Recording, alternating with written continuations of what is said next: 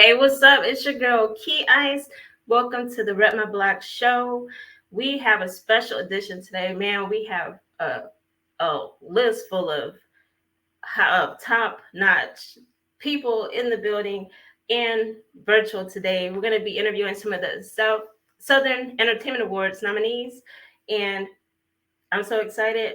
It's been a long day. It's been a lot going on, but we're here and we're ready for you. And what we're going to do first, I actually have a special co-host that I want to introduce today. He is new to the team, and he will be with us for Music Monday show.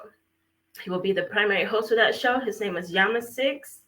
Welcome, Yama6. How you doing? What's good, y'all? What's good? I'm doing good. I'm doing good. Thanks for having me, KeyIce and Oh, HomeBase. I for appreciate it. sure, for sure. Welcome, and can you please tell us a little bit about yourself and kind of what your show is going to be about on Mondays?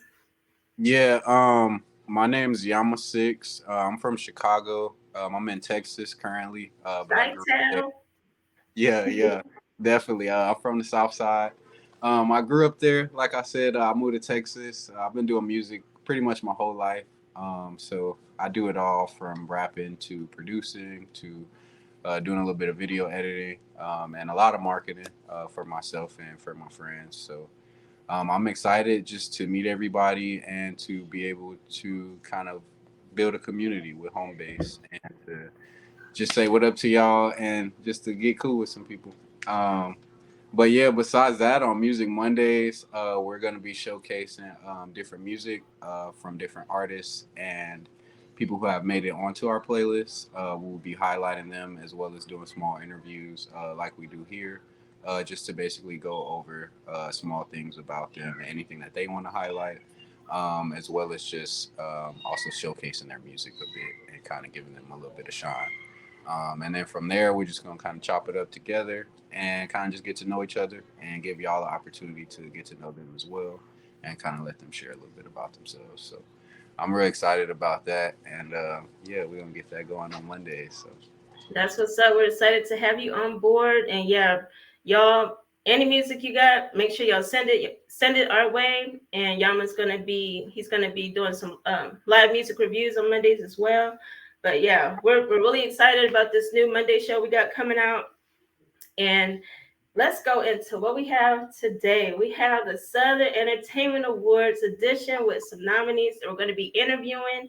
And shout out to the Southern Entertainment Awards because they've been doing this for 20 years, y'all. It's been 20 long years. They have put in a lot of hard work to put this event together for so many. They've put on so many different artists. It's exactly. not even funny. Like they've worked with a lot of different people, just across all different aspects of the entertainment industry, and so we're really proud to be able to do this special episode today. I do want to mention some of the events that they've had going on this week. They actually started the Southern Entertainment Awards kickoff on Thursday. They started with um, SCA Weekend Old School Kickoff Jam, which was hosted at the Nashville City Kitchen. And I got a chance to check that one out. It was hosted by Victor Chapman along with the Southern Entertainment Awards. And if you go over to the Southern Entertainment Awards page, you'll be able to check out a live that they did when they were out at the event, which was really cool. And then last night they had a media mixer along with the fashion and entertainment networking event. And that was hosted by Chop Stars DJs. Shout out to DJ Lil Steve and OG Ron C. Yes, sir. Yes, definitely out from Houston. They're out at Reppin Houston right now in the Nashville area. So shout out to them. Shout out H Um, Town and stuff. oh, for sure, for sure. And that event was hosted at EG and MC in Nashville. And then tonight, later tonight, they have the official media mixer event, and that will be held at the PH Cocktails in Nashville. And we will be sending in a rep out later tonight. Hopefully, they can go live. If they're not able to go live, then we'll have some pics and other types of footage later for that. But that is that's something to definitely check out tonight if you're in the Nashville area. And it's sponsored by Streets 993 and 24/7 Magazine. And the vibes are by I Am J Baker. So make sure y'all check that out. That's at PH Craft Cocktails over on Martin Street in Nashville, Tennessee. But If you're in Tennessee, check in. yeah, what was that? I said if you're in Tennessee, check in. Oh, for sure, for sure. Check in for real.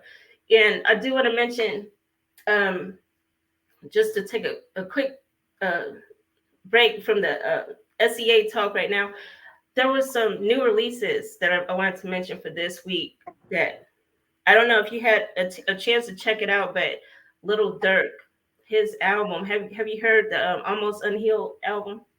Almost Healed album? Yes, I did hear. Check it out. What'd you think about it?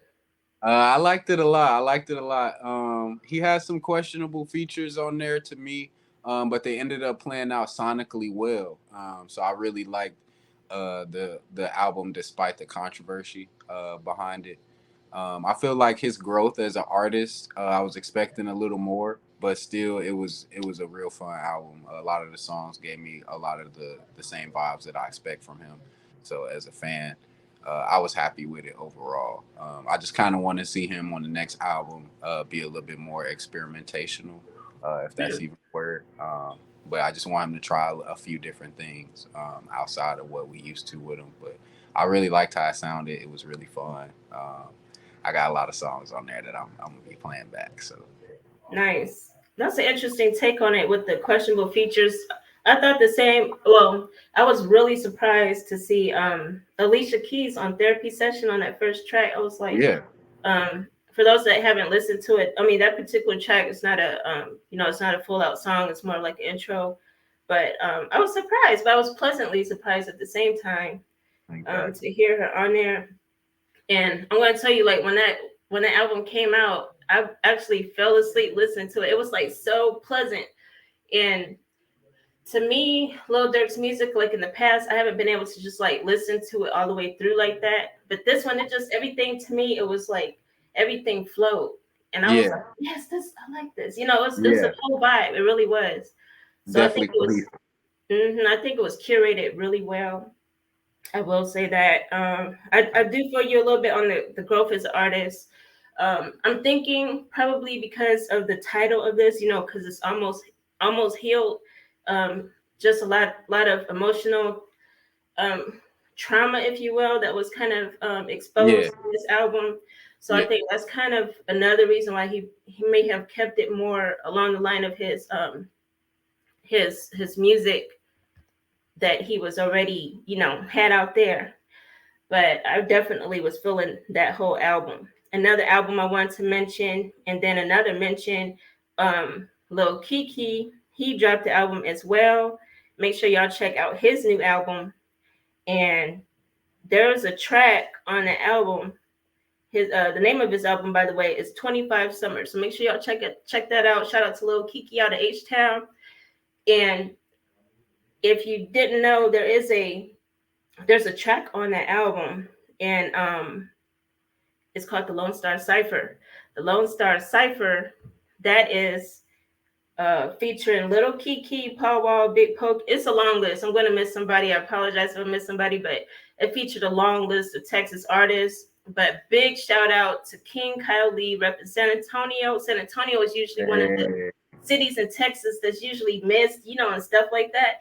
So props to Lil Keke for bringing out, bringing out San Antonio. We got some cameos by some of the artists. Abar Star, Lambo Warren was in the video, and some others. So shout out to them.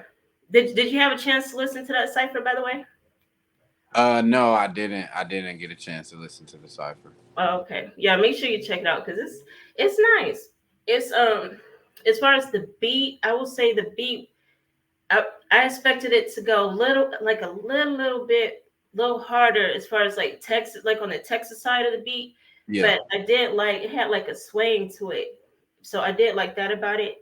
Sure. And overall, like the lyrics that the artists put out there on their ciphers, that was really cool. And I like how Paul Wall introduced. Like I saw the video too, and so Paul Wall, he starts off, with the skyline of Houston behind him. So I like that. So his ride with the the swingers, is that what you call them? Yeah. The ones that stick out real long, but yeah, the rims, but that was tight. But without further ado, we're gonna go ahead and get into our Southern Entertainment Awards nominees. We're gonna be speaking today with Lee Money, who was nominated as Power Executive of the Year. I was like, dang, like that's Power Player Executive of the Year. I wanted to make sure I got that right.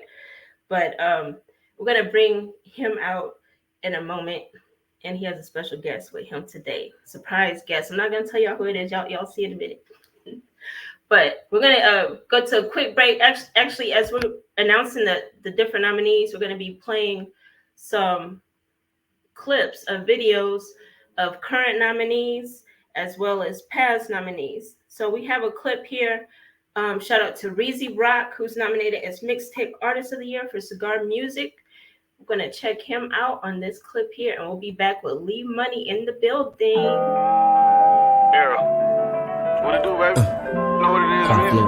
Top floors, everything extravagant, man. You know how we doing it, lobster steak, caviar, conscious caviar at that. Let's go. On this elevate, you need a key. If you ain't woke, how you expect to see? Never alert, a zombie with no meats. So I can't be surprised when niggas sleep on me. Plant the seed, then it go into a fucking tree. I've been winning for so long, it's beyond me. I've been vegan for so long, I'm beyond me. Keep it organic, no GMO in me. What it do, baby? You know what it is, man? Top floors, everything extravagant, man. You know how we doing it, lobster steak, caviar, conscious caviar at that. Let's go. On this elevate, you need a key. If you ain't woke, how you expect to see? Never alert, a zombie with no meats. So I can't be surprised when niggas sleep on me. Plant the seed, then it go into a fucking tree. I've been winning for so long, it's beyond me. I've been vegan for so long, I'm beyond me. Keep it organic, no GMO in me. What it do, baby? You know what it is, man? Top floors, everything extravagant, man. You know how we doing it, lobster steak, caviar, conscious caviar at that. Let's go. On this elevate, you need a key. If you ain't woke, how you expect to see? Never alert, a zombie with no meats. So I can't be surprised when niggas sleep on me. Plant the seed, then it go into a fucking tree. I've been winning for so long, it's beyond me. I've been vegan for so long, I'm beyond me. Keep it organic, no GMO in me.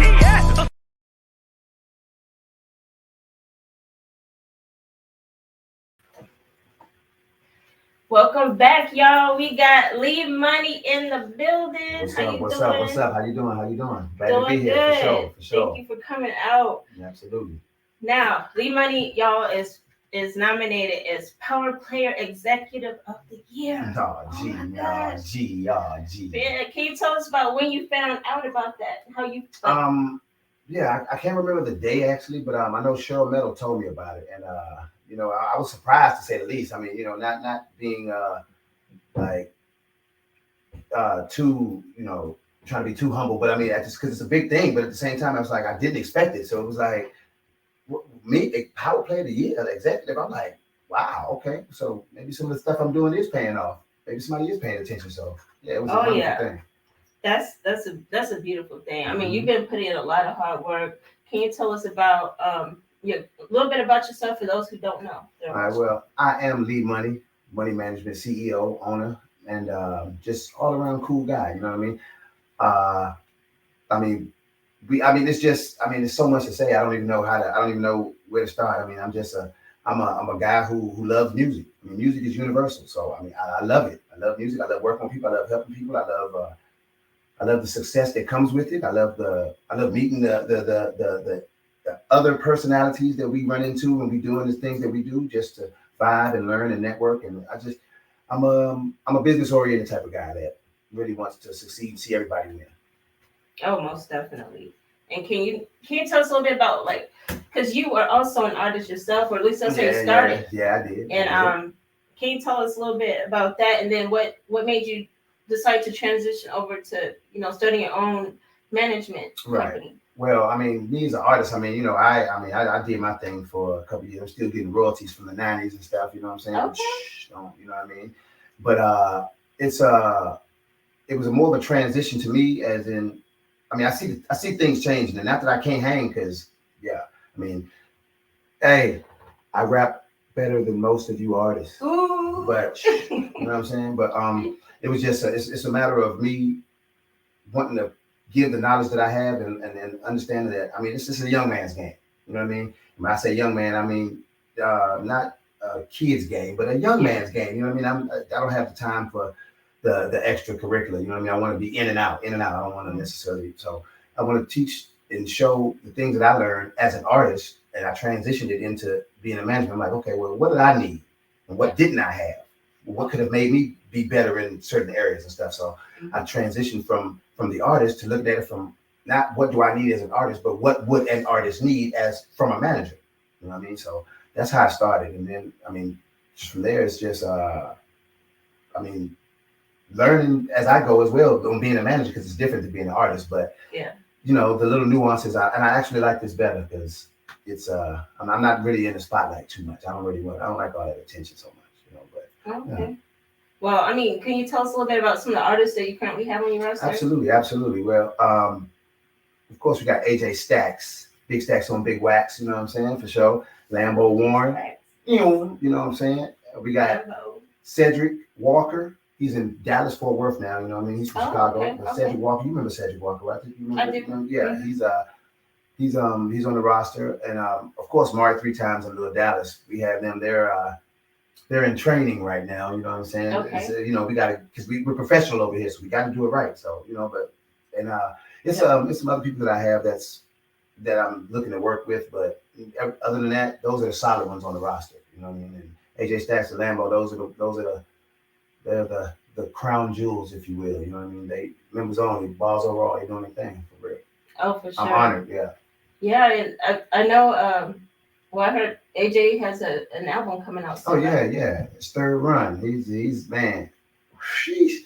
Y'all who missed that listening party, it was epic. You're gonna hear some great music. I'm telling you. We're gonna have to set something else up again for certain people to hear some songs. You know what I mean? Because I'm excited about it. But he coming for y'all throats, man. Pause. But like for real. Watch out. For real. This one's hard. This is hard. For y'all. Hey, money management. Balls of wall. We rappers for sure, and artists. Sure.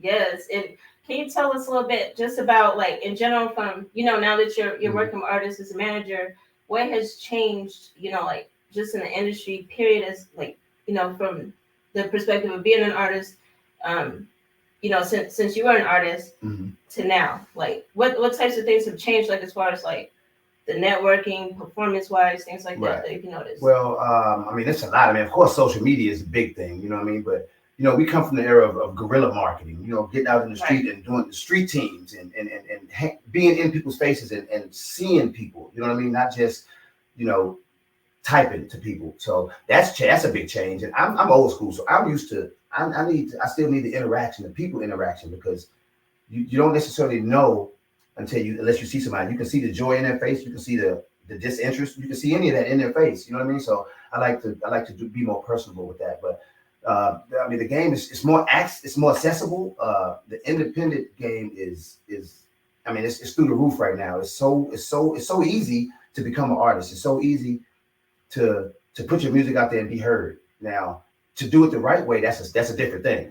Now don't get it twisted that putting it out means doing it the right way. But you still have the access to put it out easy as possible. I mean, it's just, and so that's a mind-blowing thing. Like, how it would take a while for us. We got to go record, and then you got to do this and take this and take this. Now you can boom, boom, boom. People putting out songs in 10 minutes.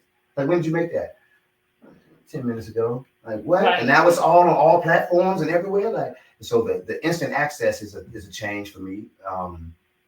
And just I mean, and I'm not being disrespectful to any artist, but I'm just saying the content has kind of waned a little bit. You know what I mean? The content, I mean, I'm from an era of substance. You know what I mean? Yeah. Not just, I mean, lyrics, yes, but not necessarily lyrical, but substance nonetheless. You know what I mean? And it's just, you know, we, like I said, we're artists, not rappers, really. So the artistry and the rappers, you have to understand it's two different things. You could be an artist and not be a rapper. You could be a rapper and not be an artist. So that is, I mean, it's other than that, I think it's just the same. It's just, you know, you get out what you put into it. The grind and the effort that you put in is what you get. For sure. And I like what you just mentioned there as far as like the difference between artists and rappers. There was a conversation going on the other day on one of the forums. Mm-hmm. It was a hip hop forum, and they were having a discussion, like actually a heated discussion about what hip hop is versus what rap is. Right. So like, what's your take on like the difference between a hip hop artist and a rapper? Well, see, I mean, let me see. Okay, see, a rapper. I think a rapper. When I think of rappers, I think of somebody who just like freestyles, or who just, you know, you can put some witty words together. You know what I mean? You kind of, you know. But an artist is somebody who's you're coming up with a topic. You're focusing on that topic. You're painting a picture. Like, I mean, some rappers, like, you know, battle rap. I mean, you paint the picture, but the picture it's kind of like an abstract picture as opposed to a real put together piece of work that you put in, and you're like, I want to put this here, and I want to place this here, and I want this beat to go here. I want, you know what I mean? You're building. So the artistry in it is between an artist and a rapper. That's what I think the difference is. It's just rap is more spontaneous, and the artistry is you take time and you put it into whatever it is you write. If we're gonna write a song about this light, we're gonna write a song about this light. But if I'm just gonna freestyle, I might just put the light in it, but I'm gonna talk about everything.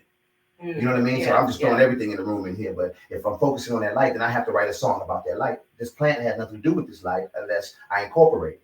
You know what I mean? That's the artistry of it. So that's what I think. I that's a really good answer. that's a in-depth answer. Thank you for that.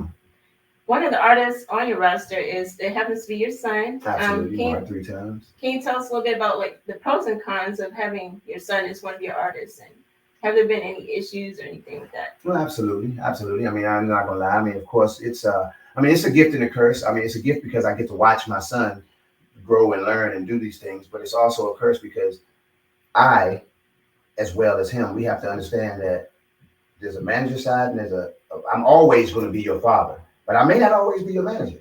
You know what I mean? So it's and you have to understand that sometimes the lines get blurred, and we is dealing with family. We understand that. That's why they say they keep family and business separated. And in some instances that's true, but I mean, you have to understand and realize that when you're at work, you're at work. This is your job. I'm not coming to you, babying you, or treating you any different than I treat anybody else as a manager. And if you're not doing what you're supposed to do, then you get reprimanded or whatever have you. You know what I mean? You have to understand that you don't get any favors because you have to put in the work. Because again, like I said, you get out what you put into it.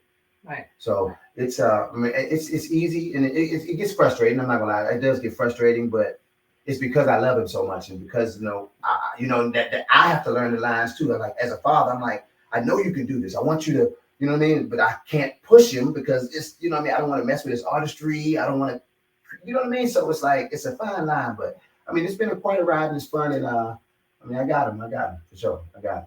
Oh, definitely. Yep. 3 times. I feel that. Yeah. For real. And, as the show is called Rep My Block, we like to ask everybody what block you repping. So can you tell everybody what block you repping and where you from? Man, I'm from Southeast DC, Minnesota Avenue, that black hole for real. You know what I'm saying? Layla Road. Man, 1920. What's up, y'all? DC in the building, but also San Antonio, Northeast side, representing to the fullest. You know what I'm saying? Shout out to everybody in San Antonio. It's my second home. I love it. You know what I mean? But I'm DC to the bone for real. I'm from the Redskins and all. You know what I'm saying? Okay. Real. Well, Commanders, whatever. You know what I mean? Right. That's what's up. Can you tell us like the difference that you've experienced, or like the biggest thing that like trend wise in music between the North versus the South? Well, I mean, let me see. I was going to say lyrically, but now, I mean, it's like it's kind of. I don't know if it's. I mean, I don't know. That's a good one. Let me see. Like, I mean, I'm gonna have to say lyrically, but I'm not taking nothing away from the South because the South is like I love Southern music, like, but I just know that the North, the East, you know what I mean. It was built on lyrical content. So True. as opposed to the South where it's a vibe, it was more of a vibe. I mean, not that they didn't have lyrics, but it was more of a vibe. You had your Scarfaces back in the day, but you also had your 8-ball MJGs who, you know what I mean? It's a vibe. It's like it's country, but it's like but they spitting too, but it's like, you know what I mean? And then you got the Dayton family, you know what I'm saying? Like I used to listen to Dayton family, you know what I mean? So it's like it's you hear like the lyrical content, but the gangsterism, but I mean, I just the lyrics, I think, but it's more balanced now, I believe. And I don't know if that's because it's been dumbed down or what, I don't know, but or if the South is just literally raised it's level up to that point, because it's some lyrical rappers down here that I mean, I'm like, man, like, sheesh, like, Yeah, for real. So I would say lyrics though. I would just say like the lyrical content, lyrical content of it.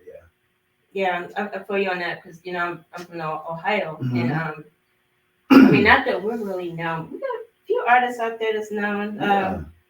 Honey, shout out. Yeah, But, just yeah. So I mean, I understand you on the lyrical content. And what's funny to me though is just that so many artists from the North come to the South, and so like because of that, the South has a nice blend of all of it. Right. Plus the vibes, because like the North, you hear more of like you can tell. Yeah, like, I get what you're East saying. Coast Yeah, beat. like it's I don't know how to explain. I know what you mean though. Like Right. you can feel like, oh, that sounds like some East Coast stuff. Right. You'll automatically instantly feel it when you Definitely. And right now, because a lot of artists are looking for a manager. Mhm. So, first of all, are you accepting new clients? And second of all, what type of advice would you give them in general when looking for a manager? Okay, well, I mean, I'm talking to a couple people now, you know what I mean? But it's I mean, working with AJ and Lambo, we already, I mean, we got, it's a lot going on. So Right. you got to have all your ducks in a row. If, I don't have time to necessarily grow you like I did with certain people in the past, you know what I mean? So you're going to have to come knowing what you want and being ready and understanding that a manager needs something to manage. So Right. that's the first thing. And as far as advice, just looking for a manager, just look for a manager. Look for someone who's going to put that work in for you, who's going to stay on top of you, and who first of all, who knows what you want, because everybody's an individual. AJ doesn't want what Lambo wants, what Mari wants. So I have to know, and specifically, okay, this is for him. This is not for him. So this is for him. Okay, I know I have to move the pieces around right. So I have to understand that, or a manager has to understand that every artist is an individual, and you have to deal with them accordingly. And as for the artist, you have to come with something to manage, even if it's just an idea, but come with something to manage. Like I have people coming like, say, man, I need a manager. I want you to book shows for me. I want you to do this, do that. And I'm like, well, I mean, that's a separate thing than what a manager does. Like a manager is not necessarily the one who books your shows. I mean, he can do it, but that's not what his job is. His job is to manage the things that you have, to put you in places that you don't belong, to get the content that you have in front of the other people. The network. It's really about the network that they have. It's not what you know, it's who you know. So I need you all to remember that. It's not what you know, it's who you know. So it's imperative to not burn bridges, to not be so I guess closed off to where you don't need nobody. You think you don't need nobody, you don't want anybody, because 9 times out of 10 I can tell you, you don't sound as good as you think you do. You aren't doing as good as you think you are. You're not maximizing your potential because you're shutting yourself off from help. You have to stop being bigger than yourself and understand where you are and know your worth and realize that you can't do it alone. There's nobody out here going to tell you they did it alone. And if they did, they're lying. So that's some really good advice right there. All artists, y'all make sure y'all listen to that advice. And can you again remind us of what new music to look out for from money management artists and how we can reach you on the social media? Got you. Well, Lambo Warren, he just dropped 100 references and Bank Ready video coming soon. That's those are singles he has. Working on the album with him. AJ Stacks has my third run coming out, or his third run. My third run is the name of it, but his third run coming out, and you know what I mean. And that's a game changer. It's really a game changer. And POV just dropped, and this is on all platforms. Everything's going to be on all platforms. We're everywhere. So I mean, anywhere you look for music, that's where we are. AJ STAXX, Lambos like to call Warren, and Mari 3 times, and Lil Dallas. They're working on things that they have to work on. You know what I mean? Like I said. Cedric Walker, he has an interview tomorrow night. As a matter of fact, he'll be in town tomorrow night. He has an interview. he's working on some albums and some footage. I mean, some video footage and stuff. Man, this man is immaculate with his video footage too. Like, so it's let me see if I got anything else. Let me see. Do we have anything else? Shout out Legacy City. Want to shout out the fact that we have these gold and platinum albums that we're on that are charting and doing the things that they need to do, and it's a blessing for that. So all of that's out now. Just look up Legacy City. I mean, Stacks, myself, we all on there. Shout out to moving. Legacy City, making major moves in the industry for independent artists for sure. Street Legion Nation, make sure y'all check them out as well. Thank you so much, Lee Money, for joining us today. Absolutely. Let me give him my social media, my badge. I want y'all to clock in with me on Instagram at MunniManagement_official. That's MUNNI management_official. Tap in with me. If for nothing else, I can give you some good advice for real. That's what's up. For sure. Thank you for joining us today. Thank you, and we will be back in a moment, y'all, with Sherril, Metal, and D Major of Urban Suite Radio, KSYM College Radio 90.1 FM San Antonio. Yeah. What it do, baby? You know what it is, man? Top floors, everything extravagant, man. You know how we doing it, lobster steak, caviar, conscious caviar at that. Let's go. On this elevate, you need a key. If you ain't woke, how you expect to see? Never alert, a zombie with no meats. So I can't be surprised when niggas sleep on me. Plant the seed, then it go into a fucking tree. I've been winning for so long, it's beyond me. I've been vegan for so long, I'm beyond me. Keep it organic, no GMO in me. Yeah. What it do, baby? You know what it is, man? Top floors, everything extravagant, man. You know how we doing it, lobster steak, caviar, conscious caviar at that. Let's go. On this elevate, you need a key. If you ain't woke, how you expect to see? Never alert, a zombie with no meats. So I can't be surprised when niggas sleep on me. Plant the seed, then it go into a fucking tree. I've been winning for so long, it's beyond me. I've been vegan for so long, I'm beyond me. Keep it organic, no GMO in me.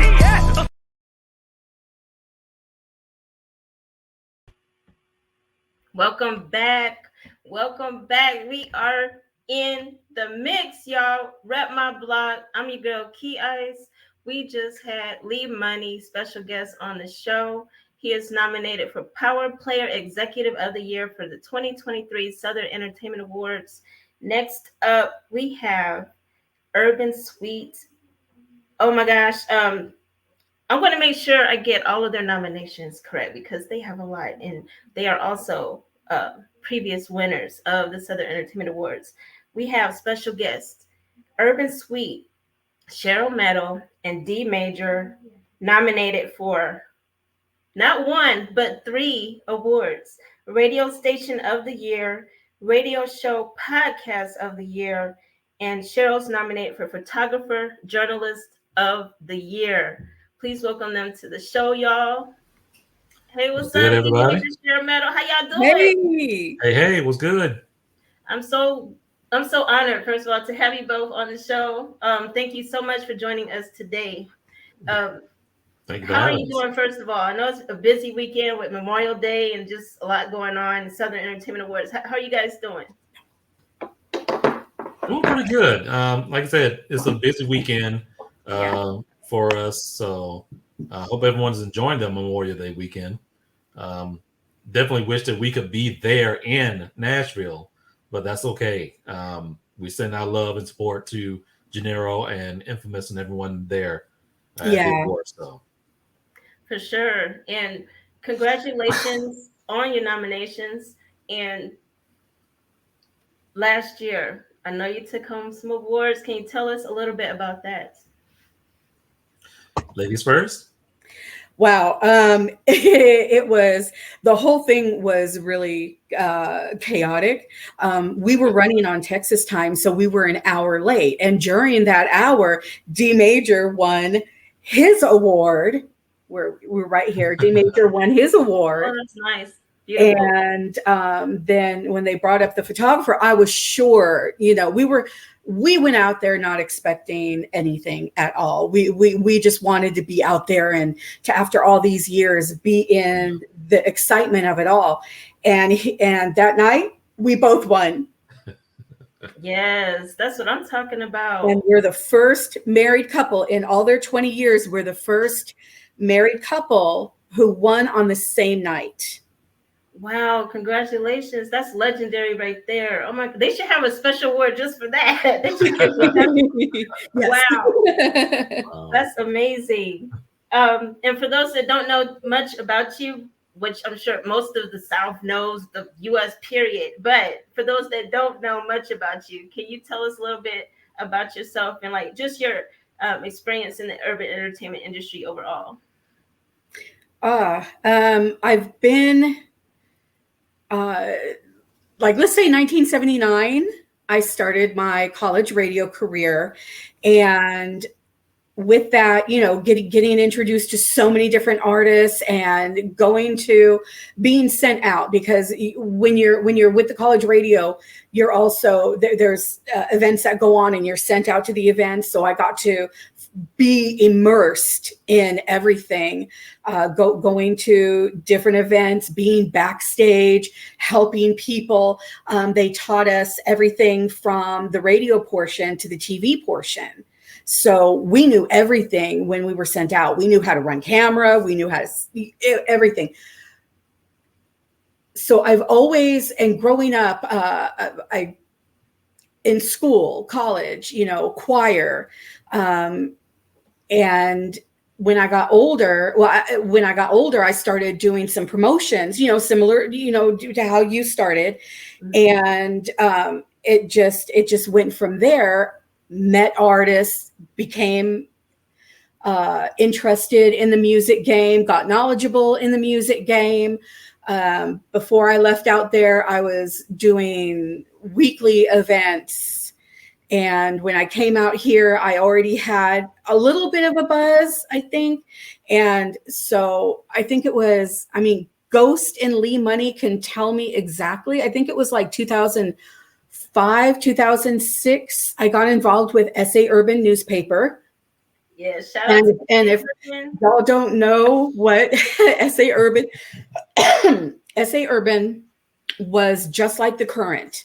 It was a magazine you could hold in your hands, and it was on the streets every month, and there was like 4,000, 5,000 copies going out, and it only specifically targeted the urban scene in San Antonio and around Texas. Lee Money and I were there. Avar was there. I remember you from way back then too. Yeah. And I still say that nobody to this date has done everything that SA Urban did. We're still ahead of the game. We're still waiting for some people to catch up. I think Legacy City is the closest. Yeah, I agree. Everything. But I've been working with many different artists out here. D Major and I have done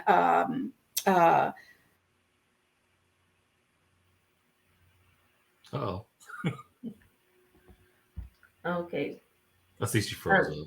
Yeah, that's okay. Yeah. Oh, it's my computer. It's my internet. It's all right. But I got to be president of a record label for about 4 or 5 years with Reservoir Music.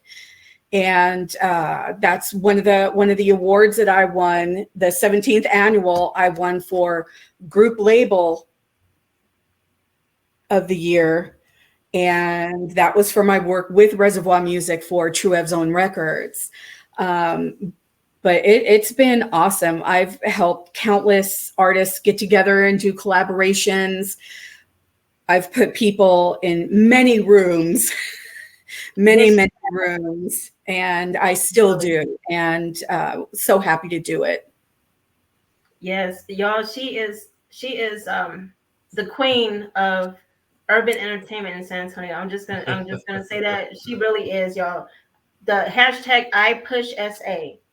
That's all, Sherril. Mostly everything urban entertainment in San Antonio is Sherril. Just let y'all know, and I want to give you your flowers. Congratulations on all of your awards. Just everything that you've done. Like, it does not go unnoticed, at least from the HomeBase Promotions end. We really Thank appreciate you. everything that you do for the city, for sure. Thank you. I love it. I fell in love with San Antonio's hip hop when I got here, and that was 20 years ago. And I as long as I'm here, and no matter where I am, I won't stop, because San Antonio is special. San Antonio is special. We are very underrated. We are very off the map from people, but more of the industry than ever before knows about San Antonio now. Oh yeah. And it is wonderful to watch it from our side of things as media. It's amazing to watch it from our side of things because we get to see who's talking. Definitely. True. I agree with that for sure. And would you say that social media has played a major role in the way that San Antonio has been represented? Definitely. Definitely good and bad. But yeah. Social media has allowed every artist from every corner of the world to be seen and heard. And that's amazing. The internet is amazing. All these platforms we have, I don't even know them all. There's new platforms popping up all the time. People say, do you know this? Do you know that? No, but I'm going to go look. But yeah, it's crazy. We are so, we've caught, because of social media, San Antonio has really caught up and is in the running now with the big guns. I agree for sure. And currently being with on the college radio side of that, how would you say, because a lot of artists tend to still to this day overlook college radio, which is, it has a major impact, and they don't realize it, but can you kind of speak on that as far as like the impact of college radio just on the industry period, and like the avenues that they can access by, being part of the college radio scene that they don't realize? Oh yeah. I mean, college radio has been important for a lot of independent artists forever. I mean, a lot of the artists, no matter what genre, pretty much got their start in college radio before they launched into more mainstream circles. And it's still an important part of that, that interweaving of information and technology and everything that's, that's making artists be known. I say it's a very important aspect of their repertoire that they need,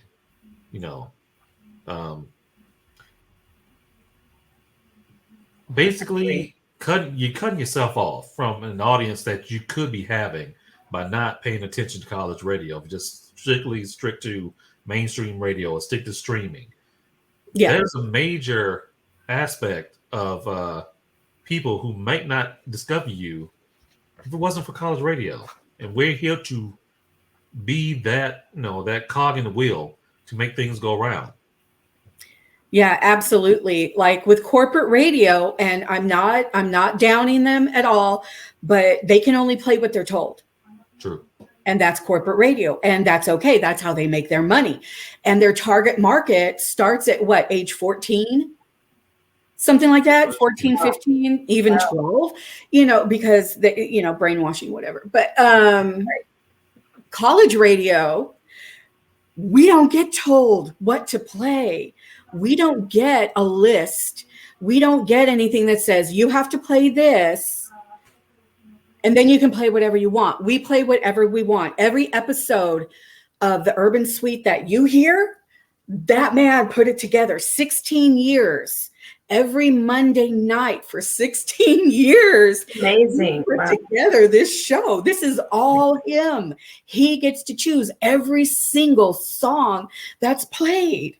So that's right. We want everybody's music. We want to hear everybody's music. I still go out and beg people to send me their music and threaten them to hit them with my chancla if they don't. That's no lie. Because we can do more for them than corporate radio can. Yeah, she is exactly right. We can provide more opportunities and want to provide that opportunity. and try to guide them into what they need to do. Try to give them information on how to submit music, how to send things in properly, your ISRC code, making sure your music is properly registered, not just for radio, but also for streaming and any other services that, we're still learning about sync licensing as well, which is another avenue of a way of artists can get their music heard and also making money. So it's all about, artistic endeavors, but also how you're going to get paid. Mm-hmm. For sure. Yeah, the sync licensing, that's no joke. There's so many artists getting sync deals, just sync deals alone. Yeah. That is they don't realize these things. And I'm so glad you guys are here, to help them, because it's really something just to have any type of guidance, period, and just to know that a lot of it's being overlooked. But the fact that you're out there, you're reaching out to them, you're telling them, hey, you need to do this. So I really appreciate that. And I'm sure they appreciate it too. They may not say it all the time, but I know they appreciate you as well for doing that. Can you speak on a little bit about how you determine what songs to play? Because I know you get a lot of submissions. So what criteria do you look at when you're deciding on what to play? Basically, for me, like I always say, if I think it's dope, I'll play it. As simple as that. I take an ear to what they're trying to say, the production of the song, make sure everything sounds good, the levels are right, the lyrical content and subject matter makes sense. And, if I feel that it deserves to be played, I'll play it. Simple as that. No politics. It's just, if I feel like it needs to be heard and I know someone's going to hear it, hey, give them a shot. Oh yeah. I mean, that makes sense to me. That's how it is. I mean, artists just have to know. I mean, one thing they have to realize is that, they have to kind of do a little research on the outlets that they're submitting to before just doing mass submissions. You want to kind of tailor that. And Sherril, with Going South magazine, can you speak on just because you've done, as you kind of mentioned to us, you've done way more than you mentioned to us, but as you kind of mentioned to us, the record label aspect, and there's the photography aspect. Can you tell us a little bit about the branding of artists that's important, when they're trying to quote unquote make it? Oh, branding is so important. The rule of thumb, your name should be the same name across every social media that you have, across all the streaming platforms that you have. Everything should be registered properly because this is how people are going to find you. Don't keep changing your name. I've lost so many artists because they change their name on their social media and then I don't recognize it. So I ignore it and then find out 5-6 months later, oh, that was you.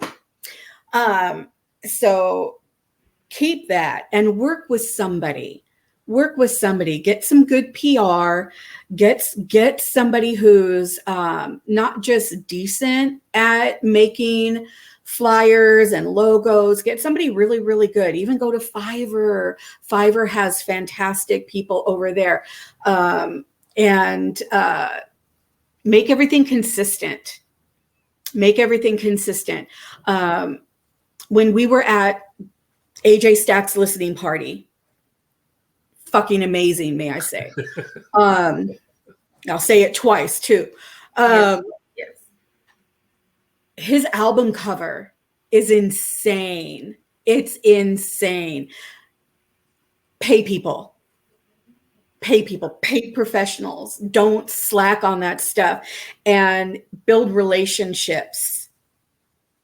Build lots of relationships and learn how to do your own EPK and do your own stuff and send it out, because the more personal you make it, the better it's going to be when we receive it, because we want to see what you're about on all levels. We're going to go and look, we're going to listen to your music. And like D Major and I can't tell you how many like we spend half the day listening to music and then going to their profiles and learning about them. Mm-hmm.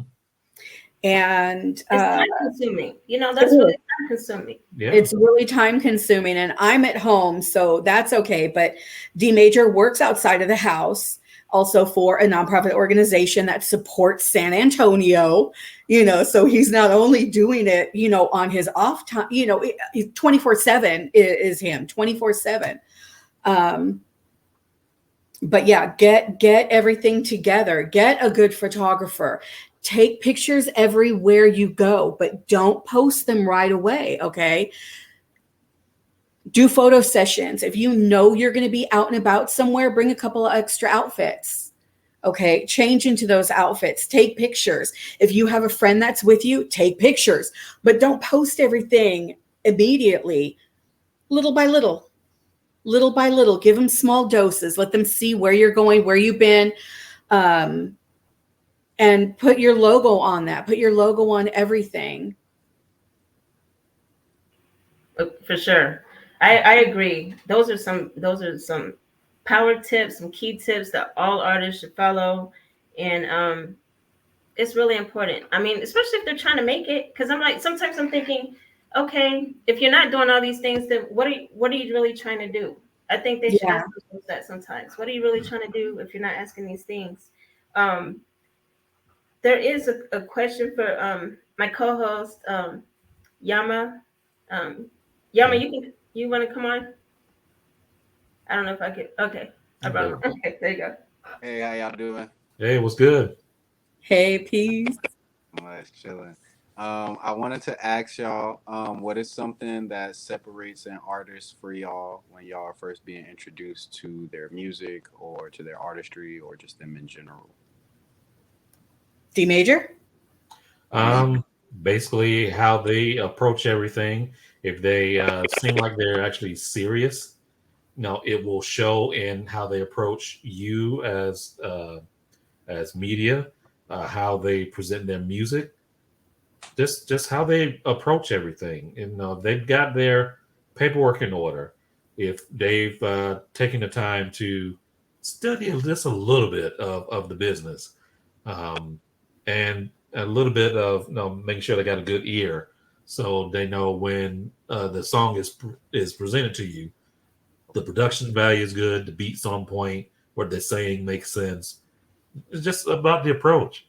It's that's not sitting up there spamming your email with a bunch of crap. You don't know anything about the artist. You don't know who produced the song or where they're from. There's no social media input at all. It's just here. It's not. Sometimes I don't even get a video. It's just a Spotify link. Like, what am I going to do with that? I can't. Right. I can't. And not everybody can play Spotify. Exactly. So do more than just Spotify. And also make sure, since this is college radio, which means it's going out on regular airwaves, that it's clean. FCC don't play. I'm not paying $10,000 because somebody else don't know how to edit themselves on their song. Sorry. That makes sense. Making sure they can strategize, they can communicate well. Yeah. They're serious about what it's like anything else. You network and you build. Yep.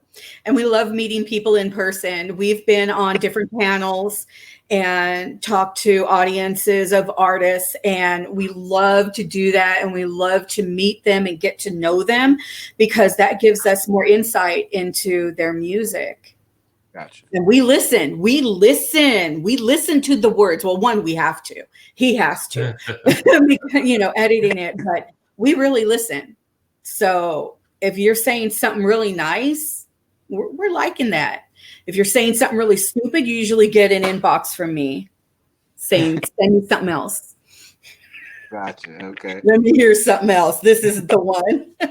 Making sure you took the proper time in the studio, get all your ducks in a row. That makes sense. Oh yeah, absolutely. And artists, when you're in the studio, do the radio edit then. And actually, if you have a song and you know that you really want to push it and you want to put money on it, do a radio edit right there in the studio. You wrote out your song, write out a second version that replaces the words that you can't say on FM. Yeah. Or just get your producer or engineer to do the edits while you're in the booth. Yeah. It makes it easier to push out. Right. I mean, he's already done it. He's got hands on it. He knows where every little snip he has to take out of it. He can do that, you know, in 15 minutes, you know, and do it. Especially with the new tools and stuff that we have. Yes. Oh yeah. Oh yeah. Well, I appreciate y'all's time for answering that question. Well, thank you for asking, man. Appreciate it. Definitely. And for those that want to send music to you, I know that there's a big thing also about artists not tagging their music properly, like with the ID3 tags.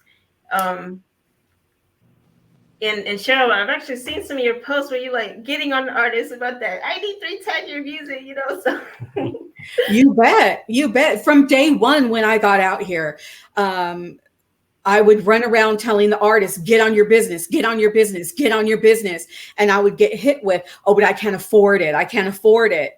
Okay, well, what about the girl that just bought you those $200 Jordans? She can afford it. Go get it from her and get your business in order, because nobody's listening. People do business with artists who are doing their business. Right. If you're doing your business, the other people, they know about you. If you don't, it's going to stay not heard. So you get on your business, you make that little bit of money happen to get registered, get your PRO. You know, it doesn't cost anything to sign up for Sound Exchange and Media Base and all that. So do it. Your one cost is going to be the ASCAP and BMI. You know, that's mainly it. So like, you got to do it. And I was like a broken record for years. I had my foot up the artists' asses for years, telling them to get their music business together, or else nobody was ever going to hear them. And this music is too important. Yeah. This music is too important. San Antonio's got some great music. Shouts out to Lee Money. You know, he's holding some fabulous artists, and I can't wait till his young ones start releasing albums. I'm looking forward to that. Oh, definitely. By the way, when he was here, he said, tell them I said hi. So he wanted to make sure he told me to say hi to you guys. But he love you in person. Yeah, so but thank you so much for being on the show today. You have given some gems to the artists, for artists that are listening, because we have tons of artists on our page that follow, and hopefully they have been listening. If not, we definitely will have the replays on. And can you tell the audience how to submit music to you and the college radio? I know you have a college radio directory as well. Can you tell them how to submit in general, and tell us about how to submit through the radio directory? Okay. The college radio directory, we are partnered with the person who actually runs that. Basically, he has compiled over 250 college radio stations, internet stations throughout the country. And he offers that to everyone who needs it. It's basically about $30 if you go online to get it. We do have a discount code. Just type in D Major, my name, and you can get a $5 discount off of that. And it is worth it. It's an important tool. Yeah. Every artist should have that, especially if you're trying to get on Billboard or do something bigger. Yeah. You have to have an FM presence. And the college radio directory can help you get there like that. Like that. For sure. That is definitely make sure. Actually, we're going to drop that in the comments as well. We'll drop that in the comments when it goes out. And let's talk about how we can get in touch with you on social media. Can you tell everybody how to do that? Okay. Simple. For me, it's Urban Sweet SA, all one word, on Facebook and Instagram. And me at Sherril Metal everywhere. You know, Google me, just like you would Avar. Google me. Oh, yeah. That's our buddy, though, huh? Oh, yeah. Long time buddy. Avar's real That's cool. our friend. Definitely. You know what? I want to say thank you to Kayla because you've been out there doing what you do because you love it as well for so many years, and we appreciate it. Oh, thank you. Appreciate that. Yeah, I mean it's all for the love of hip hop, for real. Yes, yes, Love ma'am. and thank you so much. It's been an honor having you both on the show, and we will definitely always stay in touch and be on the lookout. Actually, you have a show coming up Monday. Can you tell everybody about your show so we can make sure everybody tunes in? Yes, we have Cedric Walker and Lee Money coming in. Yes. And we had the honor of interviewing Cedric years ago. And so it's going to be lovely to have him back in and see what he's doing, hear the new music. I'm really thrilled for it. He's a wonderful young man. Yes, he is. And can't wait. I'm going to try to say, I've been like, I need to actually set a timer because I'm like, I always fall asleep. I try to wait up for it. I'm like, man, I fell asleep. And I'm like, when I wake up, I'm like, man, I try to, share when I see him and stuff. But I'm definitely gonna try to wait up. I want to see because I want to learn more about Cedric Walker. He's one artist that we've had on our list, and especially being affiliated with one of the artists on the Money Management, and under the management of Money Management. So we're definitely going to be checking out for that. So well, if you fall asleep, you can always turn in to go to KSYM.org and you can go to the archive page and you can pull up the show. Each show is up there for 2 weeks at a time. Oh, okay. And so you can listen the next day when you're awake because I know it's late at night. And actually September 18th. Are you free? September 18th. Yes, I'm free for y'all. You're good. There we go. Okay, thank you. Okay, nice. Appreciate it. Thank you so much. And congratulations again. Can't wait to see what's coming up for tomorrow for the Southern Entertainment Awards. And hopefully you guys bring home another win. Thank you so much for being on the show today. Thank you very much. Thanks for having us. Yeah. Thank you. We'll be right back with DJ 750, also Reppin San Antonio. We'll be back in a couple minutes with him.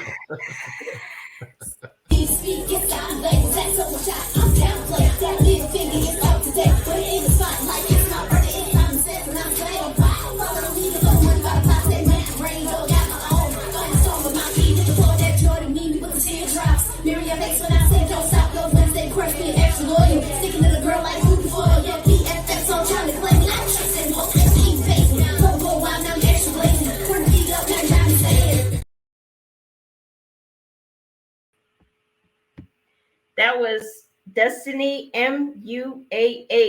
It goes by, her name goes by DestinyMuah. I think that's how you say it. I actually haven't spoken to her, but she is also a nominee for Internet Streaming Artist of the Year for this year's 2023 Southern Entertainment Awards. Well, we'll see that clip again here later in the show, but I want to announce a special guest, another special guest. We have a whole bunch of special guests today, but another special guest to the show.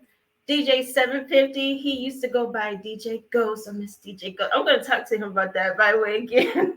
But welcome to the show, DJ 750. How you doing? I'm good. How you doing?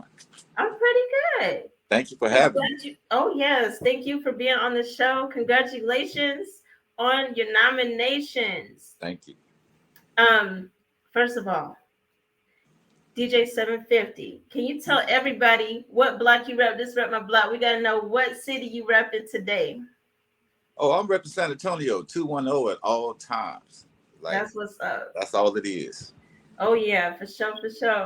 And just to speak on a little bit, like a background of how you became a DJ, can you tell us about that? Oh, wow. Okay. I guess how that started was basically I was into screw music really, really big, and it got to a point to where I guess I bought up all of the music that was here in San Antonio. And I remember going to my cousin's house and complaining about it. And he was like, well, I could show you how to do it yourself. And he hooked me up on the computer with this program called Ox DJ. And he showed me how to work the crossfader, just like this was just out of the blue. And once he showed me that, I didn't leave his house for like a whole week. I chopped and screwed every song I got a hold of. So from there, my brother was one of the lead artists up at G Style Records. So I went up there and I talked to the CEO, which was Young Wood, and you know he had just dropped his album. I wanted to chop and screw it for him, you know, and he said, "Well, instead of you chopping and screwing my album and me paying you for it, how about you just be my DJ?" So I was like, "Oh, all right, cool." And then 2 days later, we had his record release party, you know, at Salon, Mexico. And that was the first day I was on stage. The first day I had to DJ in front of a crowd. And it's been on ever since. Wow, that's an amazing start. I never knew that. That's wow. Yep, September 22nd, 2005. Wow, that's amazing. And so like, see, I never knew that you started off with like DJing like with screw music, like just I never knew that. Yeah. That's so cool to know. And well, so remember on SA Urban, I had my own radio show. You did, yes. Called the Tap Session, and my music was called Tapped Out and Maxed Out Music because you know they was really tripping about saying chopped and screwed. So I was like, okay, we'll call it Tapped Out and Maxed Out, and I had like over 700,000 people worldwide tuning in every Wednesday for that. So that was a blessing. Yes, you did. I remember that show, and the thing is, like, because I'm kind of naive sometimes to like new stuff, because like around that time I wasn't like real keen on like screw music, so I just remember a lot of the music was slow. Yeah, I remember that. I was like, he has a lot of slow music on the show, but I like it, you know. But I didn't even realize, I didn't like know the term at that time. But that's so cool. And so like, what made you like transition over to more? Because right now, you work with a lot of independent artists and right. like playing a lot of their music. So what made you work with, you know, like stay on that more on that side, like playing more independent artist music, working with them for their shows and things like that? Well, I guess going from just being the house DJ for G Style to pretty much like the vice president. Well, I was operations manager for sure. And we had to start booking our own shows and getting our own venues and stuff together because at that time it was only like 2 or 3 places that let artists do that. So I teamed up with Rick Reyes, Mr. Reyes, and he had contracts with all of the major clubs in the city because he's the sound man, sound and lighting guy. And plus he's also one of the big at that time he's one of the biggest promoters in the city. So he was bringing acts in. So we was able to get these different venues, and then we were in charge of putting the talent on and giving people opportunities. And then once I really was able to tap in, it's like, damn, we go just as hard as anybody else in the country. And my brother, Superstar, he was one of the top dudes in the city. It just made sense. Like I wanted him to go as far as possible. And then everybody from 15-5 to my own artists, J Rock and Natalia B, and you know what I'm saying, and everybody in between. I just want to make sure, I always felt as a DJ, my job was to create the opportunity for them to be heard. You know what I'm saying? That's all my mission has ever been. And it got to the point to where like I've always listened to stay on top of what's going on, but I care more about San Antonio artists than anybody. Like it's cool to listen to everybody, but I want my people to get there because they deserve to be up there with the Futures and the Lil Babies and the Babe, all of them. Ice Spices and the Drakes. We got people that go harder than them right here. We really do. Yeah.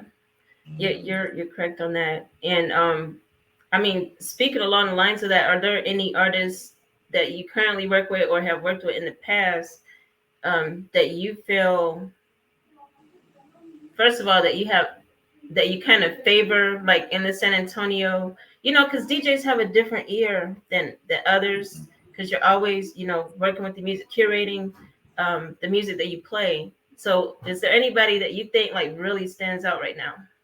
That's a really, really good question. I have so many artists that I deal with, but I guess some of my favorites, I'll name a couple of them. Blackout, you know what I'm saying? That's my boy right there. Blackout, there's so many people. Black Mexico, AJ Stacks, Lil Aubrey, who else?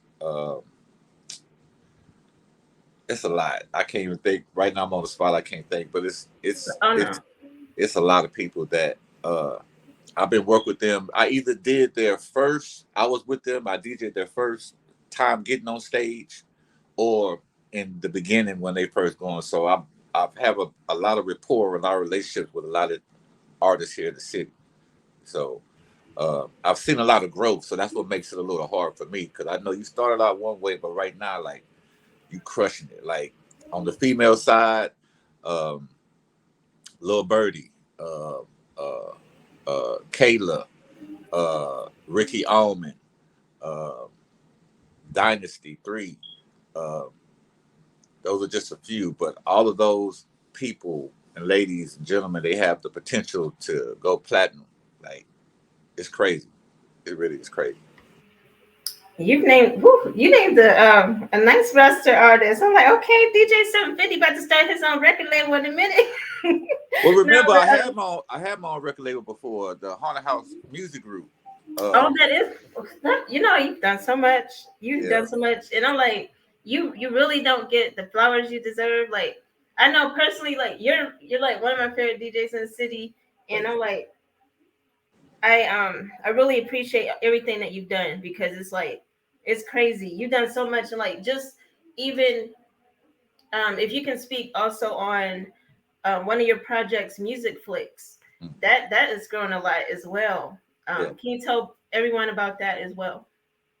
Okay, Music Flicks is an entertainment hub and community. So basically, if you love entertainment, everything from music to movies, TV shows, you can come here and to this platform and listen to almost every radio station from around the world. Plus, we have 25 of our own radio stations, and it's me and PAB, King Brown from Polar Pimp. He and I are the one who created this, you know what I'm saying? So also too, if you're an artist, it was really created for artists and DJs, because we saw how during the pandemic things got a little crazy, you know what I'm saying? And some artists took advantage of the situation, which I was trying to help our people take advantage of, and a lot of them didn't. So we want to create opportunity to where it's a one-stop shop. You know, you could go in there. We have a radio, the radio network, like I said. Then we also have a TV network, which is, we're on Roku, Amazon, and Apple TV. Any of those devices, you can go on there right now and download Music Flicks. And plus, the app and platform is also on both iPhone, the Apple Store and the Google Play Store. And you know it's hard to get some on the Apple Store, so it is official. We also have distribution, NFT creation. We got video creation coming soon. We're still in beta, but it's so many different things that you could do on there. You know what I'm saying? It's free to join up. It's free to set up your account and be a part. We have our own social media on there. So we officially launch in January. And when we do launch at the beginning of the year, I think it's going to be a pretty awesome situation for anybody who, if you're an actor, if you're a photographer, if you're a producer, if you're a writer, because we're going to have our own movie studio. So we're looking for content creators, you know, whatever you do. Nice. You know what I'm saying? You'll be able to go on there and get your stuff out to the masses. We already have like about 6 podcasts on there that's doing really well. Lele Marie with Don't Put Put Your Big Girl Draws on Comedy Podcast. She was one of the first people to get on there, and the first content creator to get on there, and she's doing super well, you know, and I'm so proud of her. AC and Lambo with the Radioactive Podcast is on there. Mr. Vincent Webb, Street Talkers on there. So we've been trying to reach out and give opportunities to everybody who want to grow with us from the ground up and take their dream and their situation to the next level. That's what it's really all about. Wow, that's a lot that you offer. I'm a member of Musicflix. It is a really cool experience. There's so much to do on it, and I really highly recommend it for anyone in the industry because there's a lot going on. And then there's even, you guys also have a feature on there where if they perform like activities that people perform, they can also earn like cryptocurrency. Yes, it's a whole bunch. See, we have our own crypto coin called the Flix coin. So what we tried to do on the social media side was like social media, the all they want to do is take money from you. You know, we try to reward you for these 3, 4, 5, 6, 7, 8, however many hours you on our social media. Every time you post, like, click, share, you earn points. And those points add up to when you get so many, you could cash those out for like I think we have it right now. 100 points equals 1 Flick coin, and then the Flick coin is going to be backed by like that equal $1. So we're going to have our own crypto exchange on there, wallet, little system to where you can go in there, and if you can exchange your currency, your digital currency on there, cash out. Plus, you'll be getting discounts through the different events and stuff. Because we're gonna be doing everything, throwing shows, throwing events. It's a lot. I've only scratched the surface on what that does, but yeah, Musicflix is gonna be something awesome, especially for the artists and the content creators. Oh, for sure. That sounds exciting. NFT creation is definitely something that's a lot of artists don't. There's like a gold mine up there with so much going on with the NFT world, and that's a space that we are entering as well. If there is a way we can hook up on that and collaborate a little bit, that would be nice because I think that you know, I'm a designer as well. I do design, but anyway, well, you know, we also have the mall on there too. So if you are a designer, if you have products on there, you can create your own little store in the mall, and you be able to sell it. I didn't know that. Yeah, and then we also have our own clothing line called House of Polari. That's on there too. And then we also just partnered with a new ad and marketing company called Ad Demand and Supply.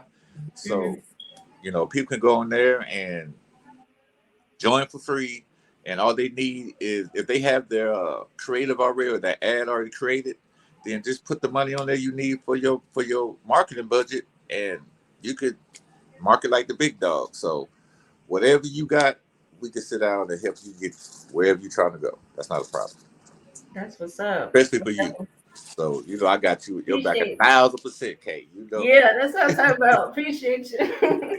Well, can you tell everyone how to get in touch with you? And we know you're out there everywhere, like all the venues. So I'm like, I don't know your schedule, but can you tell us what you have coming up right now?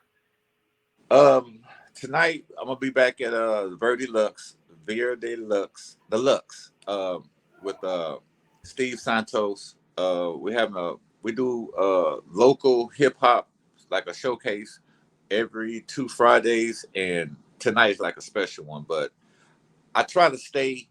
A lot of people get mad at me because they're like, you don't go past such and such. I'm like, well, I kind of like meeting the new talent and helping and being a part. You know what I'm saying? Being a part of that experience. So I know what's going on. And if there's a local show, or there's artists that's doing anything, I try to be there if I can.